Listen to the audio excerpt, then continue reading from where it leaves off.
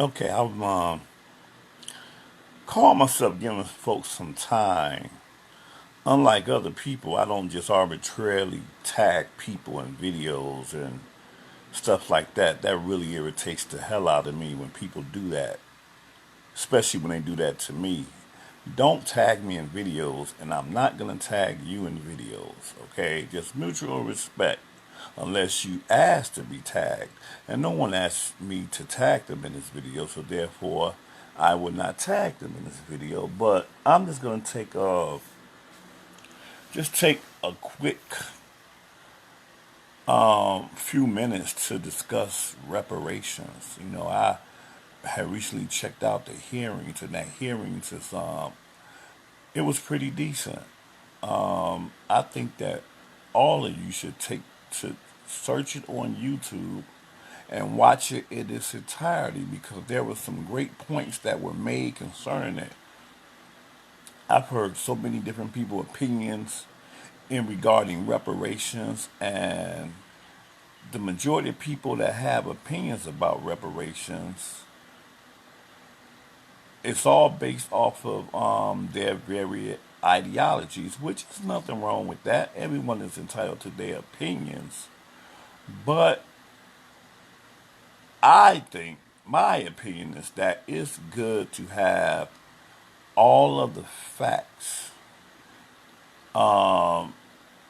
in order to address the topic of reparations. You know, and there are some people that I don't want to use to judge, but in my opinion, I see them as absolutely self-hating when they say, man, I don't believe in reparations because I don't want to I'm tired of us always begging these white people for this, that, or the other, always begging. I'm like, see, that right there is a ideology. It is an ideology. So, because I brought up that topic of begging, let me try to sum that whole dynamic up in this. I'm not necessarily begging if I am reminding you that you and or whichever one you want to choose, your people have done another people or my people absolutely wrong. That right now you are the beneficiary of dynamics, wicked dynamics that were done hundreds of years ago, and you still benefiting from that, whereas the victims of that wicked dynamic are still suffering. And forget about the still suffering part, they have not been rectified or repaid for the damage that you and your people have done. So, absolutely, when Jewish people say never forget, and all the other people that have been victimized says never forget, why, when we say never forget, it's considered to be begging, when all we're doing is recognizing that, when people also say that's been a long time ago, all of the people that were victims are dead, all of the people that are prospering through that are dead as well, And we know that that is like the most ridiculous lie that has ever been told. The most ridiculous lie that has ever been told. And again, I want to dispel all of these things. Now, my man Tahisi Coates, one of the panelists, broke that thing down when he said that he had to address that based off of a statement that Mitch McConnell made. And he did a very excellent job of reminding Mitch McConnell of all of the things that we had suffered from in his lifetime. And that was very good. But there's one thing that I didn't hear being brought up in the 3.5 hour hearing regarding reparations, and this is probably one of the main reasons why I decided to go live.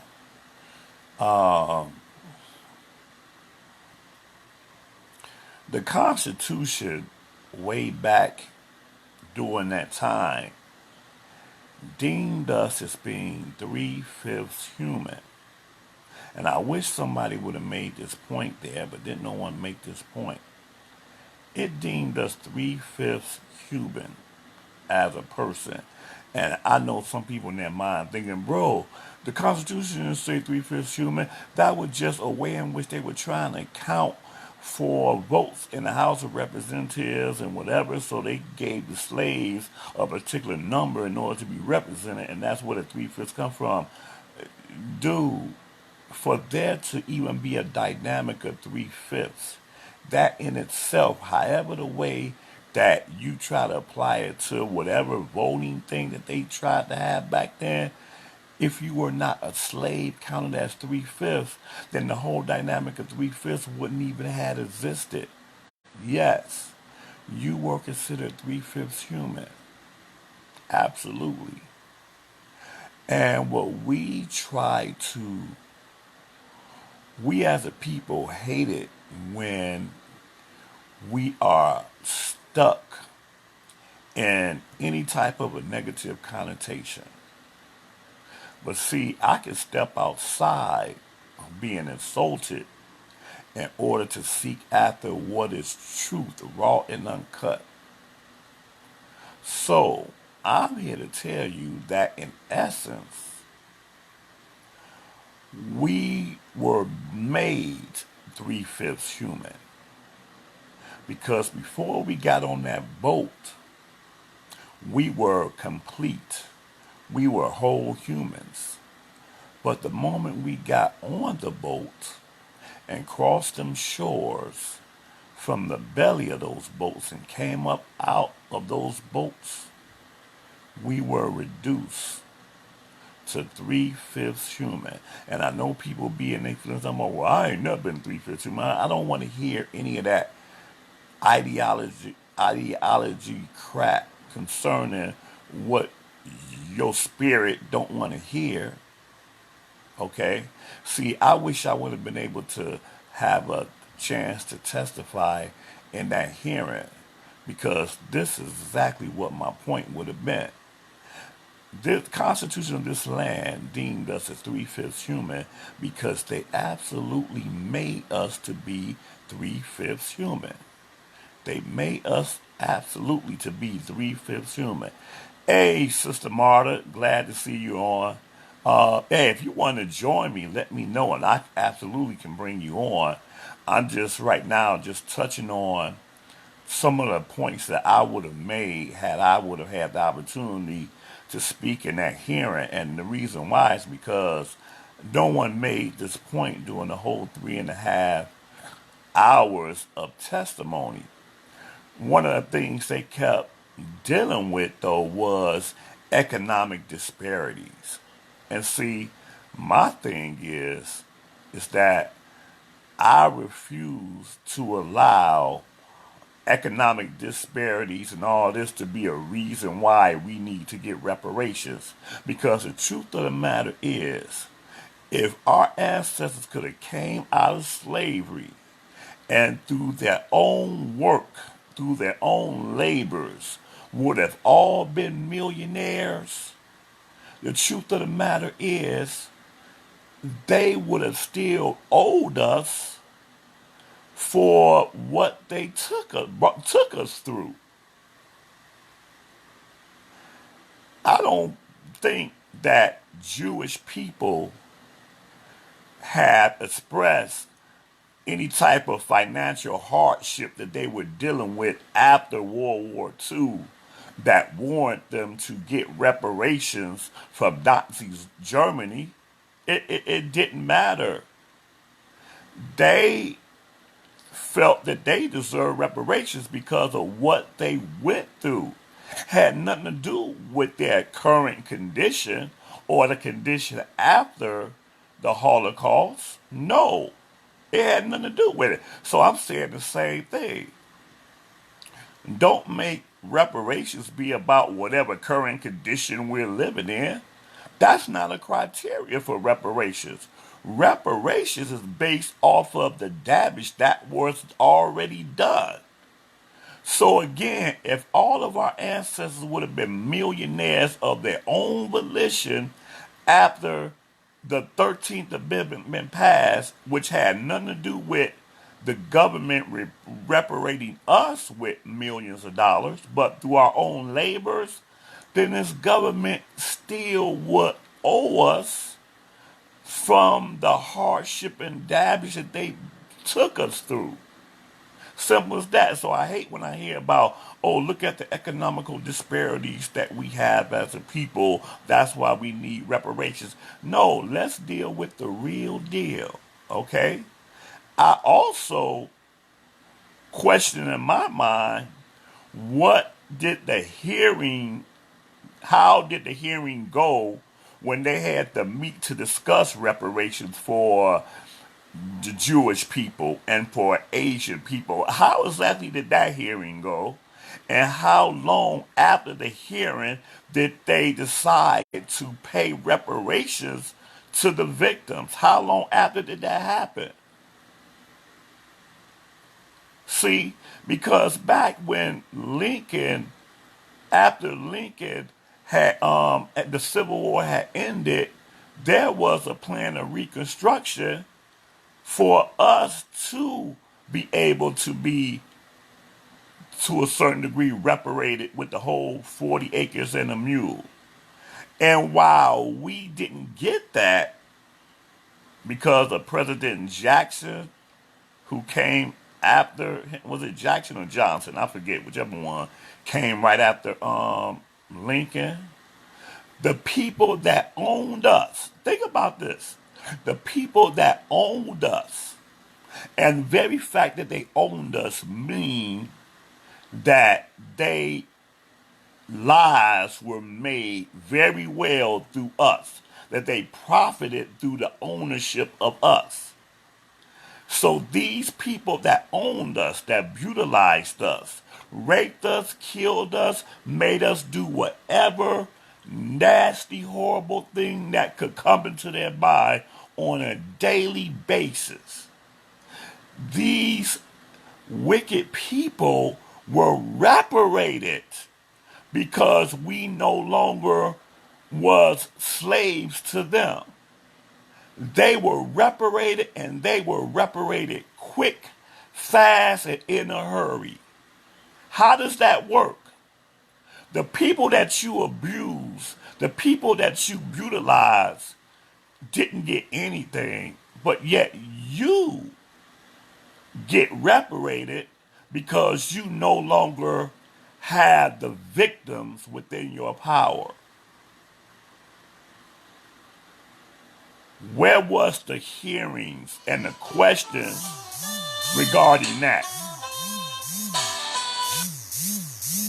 See, all of these things are points that they did not address in the 3.5 hour hearing regarding reparations.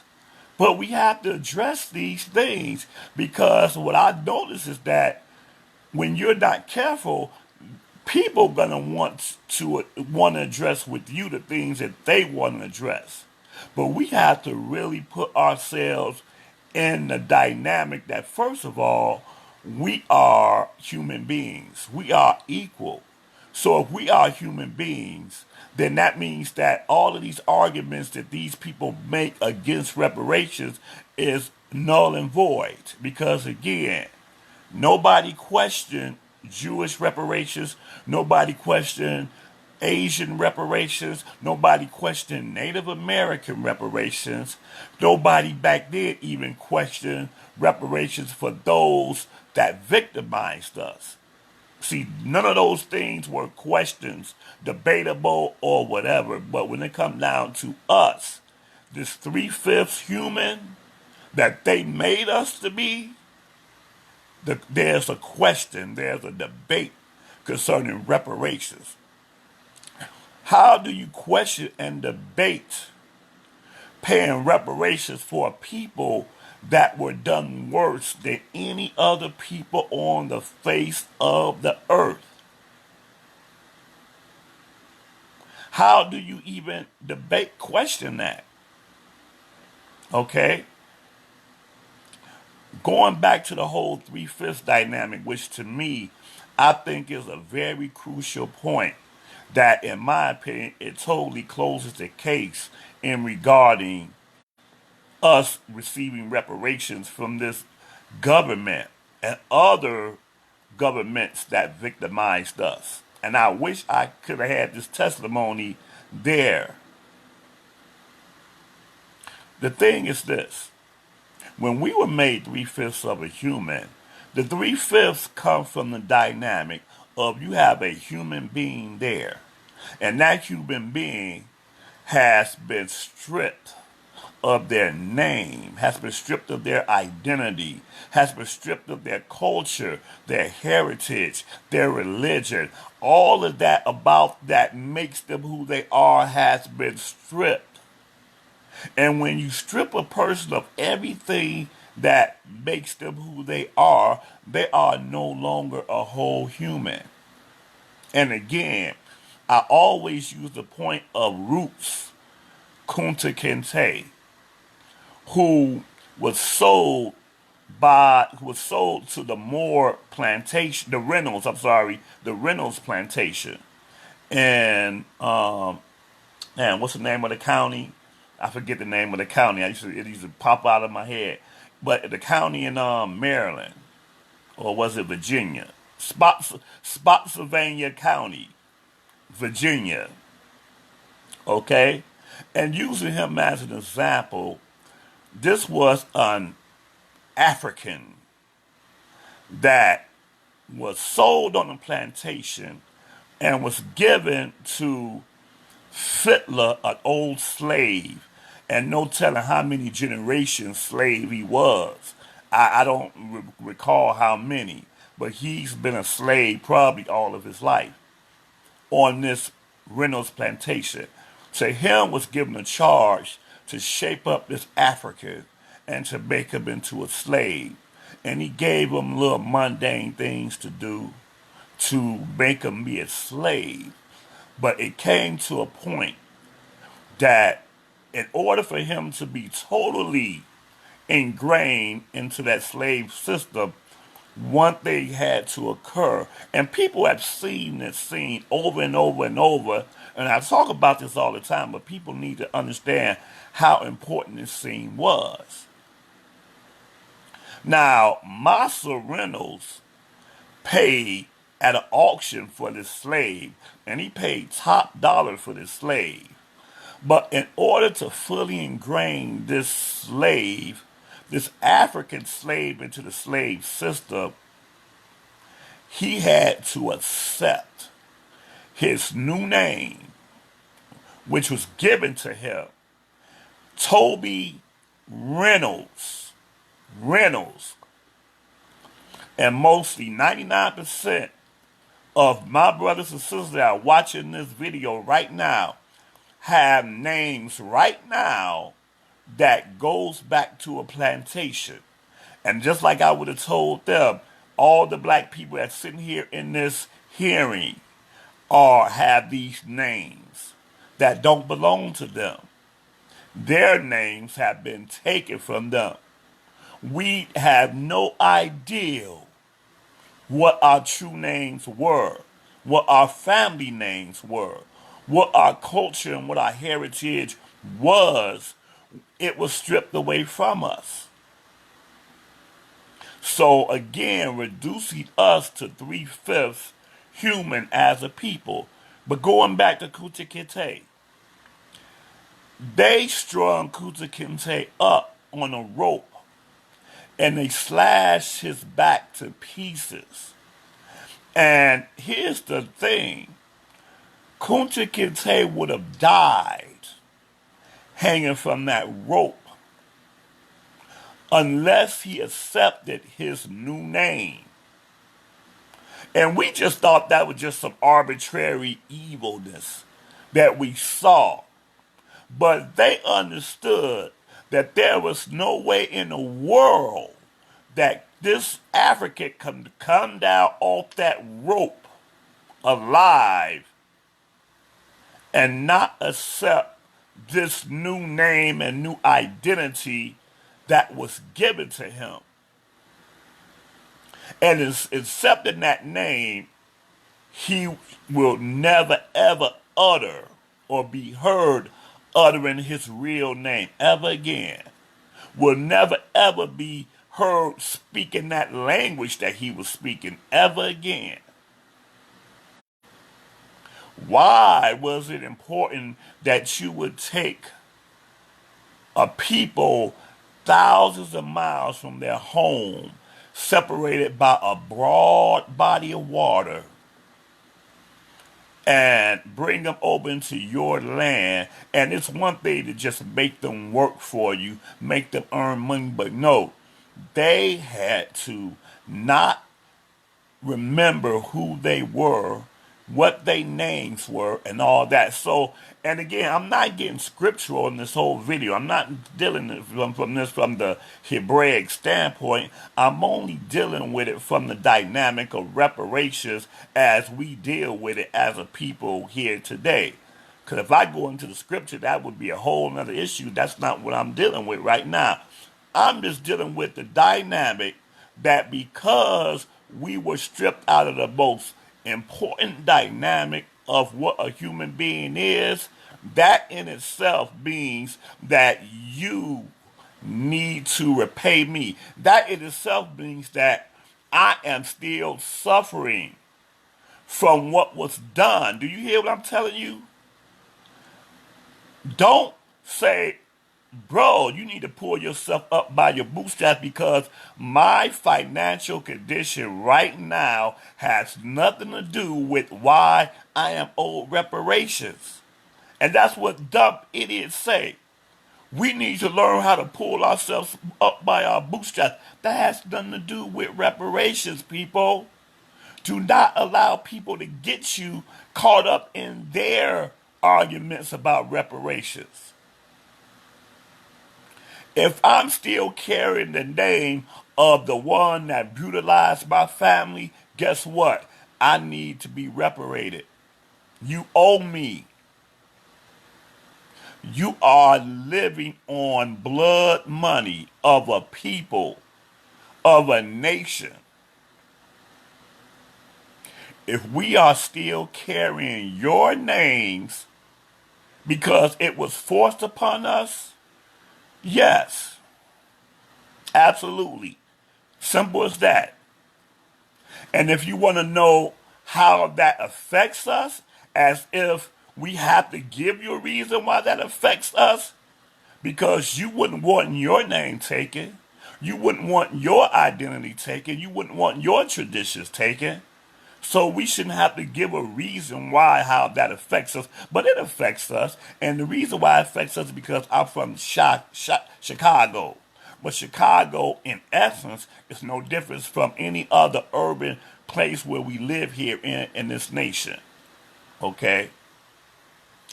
And while I'm walking around being Jones, because Jones is the name that I had at birth, Jones. That is my matriarchal name, Jones. The name Jones really didn't really connect with me. And you might say your name connect with you, But your name don't really connect with you. I'm sorry, it don't. Whether your name is Williams, whether your name is Jackson, whether your name is Smith or whatever, it doesn't really mean anything to us. You know, we might have a strong family background or whatever, and we do what we do with it, but your family background is still based off of a slave history. It is. There's no reality in your family background, brothers and sisters, because your family background comes about from a slave dynamic. I don't care how strong you think your family is. Okay?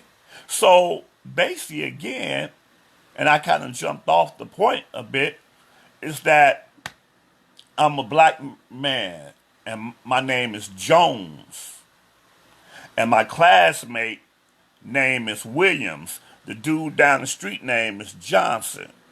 Guess what? I don't see that person as my brother. I don't see my next door neighbor as my brother. I don't see Jacob Henry down there as my brother.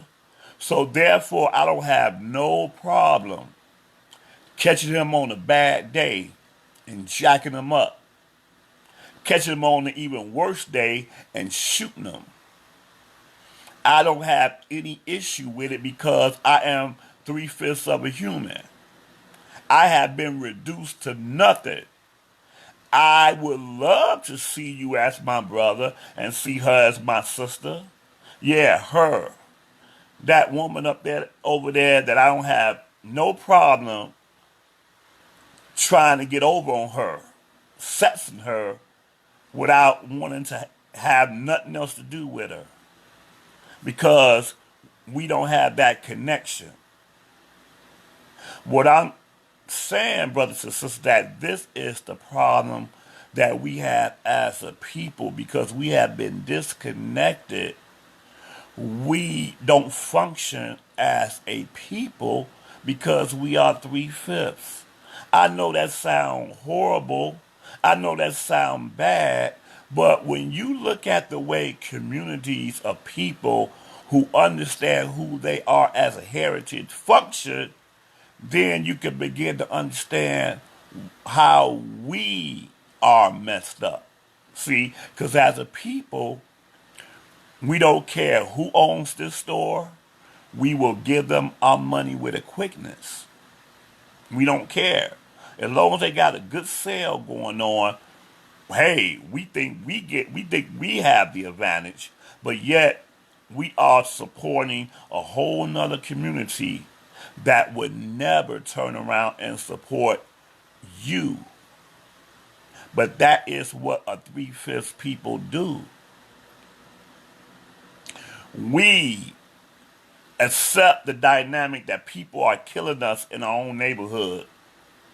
And more than not often, people that are look just like us. But we have these things called no snitching.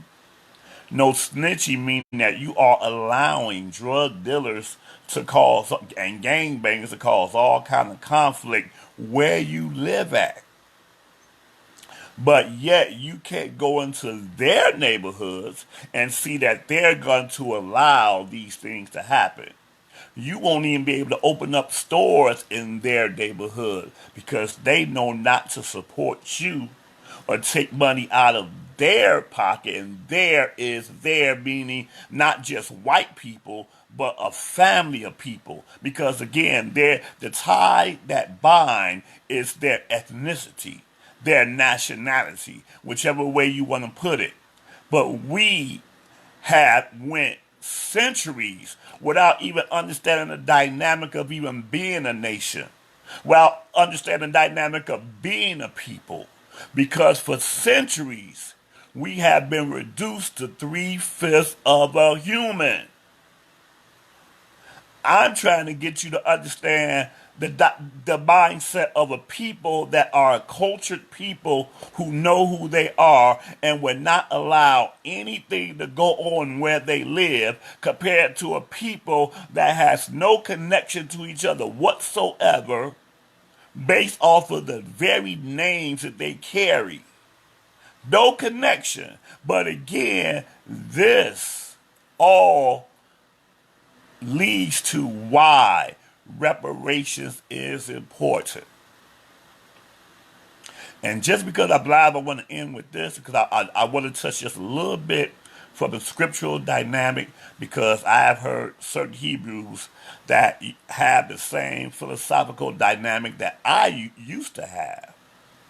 Because back in the day, I would say, I can't accept reparations because if I accept reparations, that means that I have just placed a dollar amount on the pain and suffering that my ancestors went through. And no amount of money can, and guess what? No, it cannot. It absolutely cannot. And I've had that philosophy for a long time until I had to look back at scriptures and realize that when our ancestors was in captivity in Mizraim, Egypt, that the father told them to go borrow of their neighbors and get whatever it was that they were able to get from their neighbors. And believe me, whatever we got from our neighbors could not amount to the pain and suffering that they went through. Absolutely, it couldn't. But what they did with what they borrowed is what allowed them to build a nation. So I'm for reparations. I'm for, hey, that's right. That's right.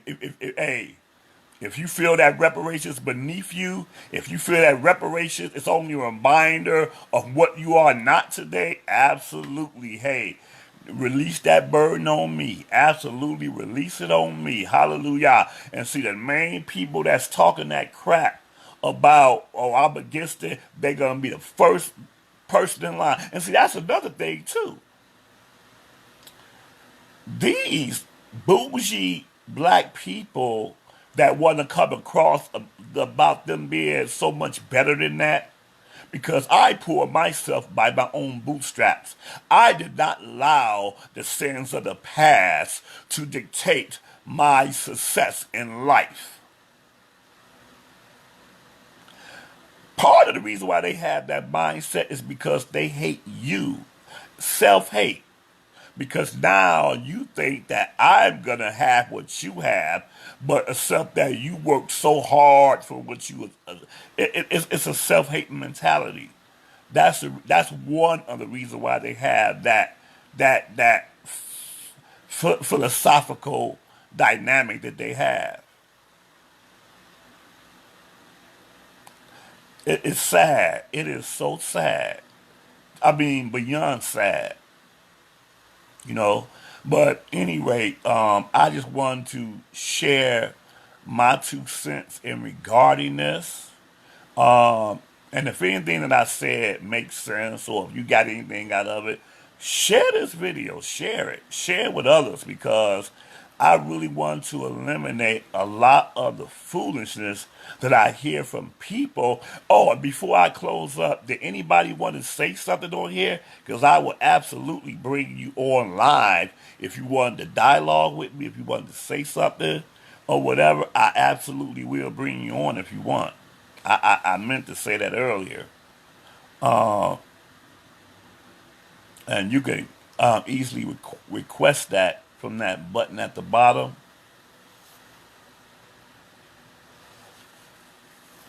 But if not, um, continue to comment. If you see in this video late, comment. And I will be responding to all comments, questions, or anything on there. But yeah, just share this video. And I hope you all get a chance to watch that hearing, because the hearing absolutely provided a whole lot of good insight to how people think in regarding reparations. It really did. And you can find it on YouTube, the full video on YouTube, okay? So with that being said, I pray blessings to all of you all within the sound of my voice. Hope you guys continue having a blessed day and a blessed weekend. All right, peace out.